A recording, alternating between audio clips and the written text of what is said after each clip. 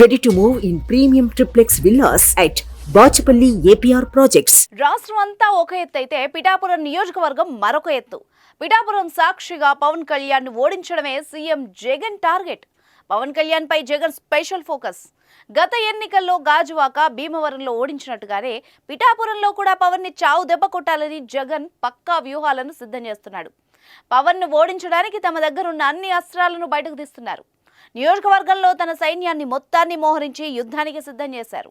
ఎలాగైనా పవన్ కళ్యాణ్ గెలవకూడదని పట్టుబట్టి కూర్చున్నట్టు తెలుస్తోంది.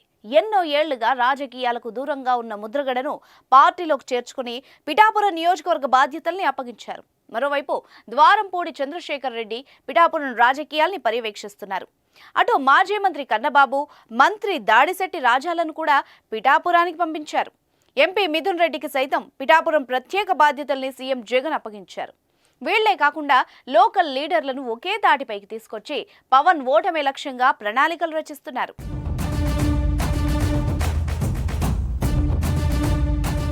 టికెట్ దక్కని కారణంగా అసంతృప్తితో ఉన్న పిఠాపురం ప్రస్తుత ఎమ్మెల్యే పెండెం దొరబాబును కూడా క్యాంపు కార్యాలయానికి పిలిచి మాట్లాడిన సీఎం జగన్ ఆయనకు పలు కీలక సూచనలు చేశారు. పిఠాపురంలో గెలుపే లక్ష్యంగా పనిచేయాలని సూచించారు. పిఠాపురం అభ్యర్థి వంగ గీత వర్గంతో సమన్వయంతో కలిసి పనిచేసి పవన్ ఓటమికి కృషి చేయాలన్నారు. అధికారంలోకి రాగానే ఎమ్మెల్సీ పదవి ఇస్తానని పెండెం దొరబాబుకు సీఎం జగన్ హామీ ఇచ్చారు. ఇలా తన సైన్యాన్ని మొత్తాన్ని సీఎం ఏకం చేసి దండయాత్రకు సిద్ధమయ్యారు. పవన్ ను ఓడించడానికి జగన్ తన సైన్యం మొత్తాన్ని రంగంలోకి దింపుతున్నారు. ఇటు పవన్ సైతం పిఠాపురంలో గెలుపు ప్రతిష్టాత్మకంగా తీసుకున్నారు.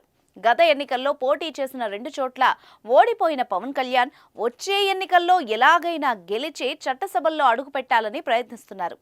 తన ఇమేజ్ కి తోడు టీడీపీ, బీజేపీ బలం చేకూరడంతో విజయం పక్కా అన్న ధీమాతో ఉన్నారు. మరి పిఠాపురం వేదికగా ఎగిరే జెండా ఏదో చూడాలంటే ఇంకొన్ని రోజులు ఆగాల్సిందే.